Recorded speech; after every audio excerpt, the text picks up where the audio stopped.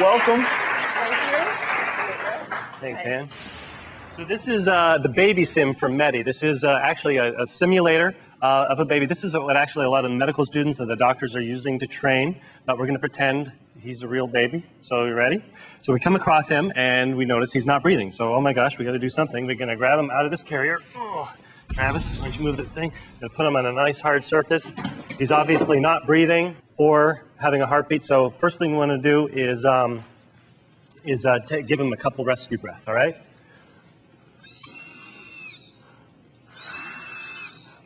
And an easy way to tell if an infant is breathing is if you get down next and don't see the chest rise, you don't feel any air against your cheek, then you know the baby is not breathing. Oftentimes you might take a look in his mouth, see if there's something that he's choked on. If there is something you can see, you grab it. If there isn't, you don't do a blind sweep. So we've done the 2 rescue breaths. Then we're going to start, since he doesn't have a pulse either, we're going to start chest compressions. You make a line between his nipples, which are about here. Take 3 fingers for a baby this size. And this is kind of a bigger baby, so I'm going to use 2 hands. And you, about 100 per minute. I like to sing the song, Staying Alive. Staying alive, staying alive. Gives you a nice rhythm. You do about 30 compressions, and you give another 2 rescue breaths. For a baby this size, you probably need to plug the nose. Oh, he woke up. He started to cry and breathe, so that's good. We're going to check his pulse in his arm or his leg. That's one of the differences between with adult, you usually checking the neck. With a baby, you checking the arm or the leg.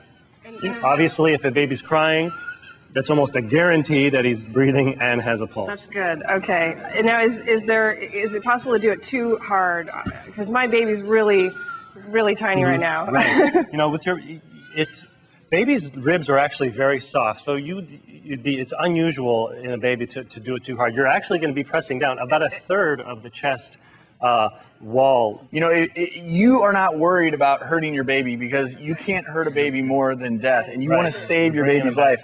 All CPR is for everyone at home is you're artificially giving breaths, filling the lungs with oxygen, and then when you press on the chest, you're sending that oxygen in the blood to the brain and other organs. The sooner you start CPR, the better chances of the baby coming back, because oftentimes it just takes a couple of breaths to get the breathing going, and then he'll come back. And in a baby, one important point is we actually recommend that you perform CPR for 1 to 2 minutes if you're by yourself before you call 911, because sometimes you can get your baby's vital signs back within a minute. So 2 rescue breaths, 30 compressions. And keep going back and forth until he wakes up. Do it for a minute or 2, then call 911 if he hasn't revived, and then just keep going. You can do this for a long time and keep the vital functions going, even if he's not waking up until help arrives. Okay. And the great thing about the simulators is it's great for CPR, and sometimes Jim also just wants me to hold the baby just to practice. How am I doing? Someday, yeah. So he teaches me how to hold baby. His head. Okay. Yeah, someday you'll be able to do that for real. Thank you so much. Thank you very much. Good luck. Thank you.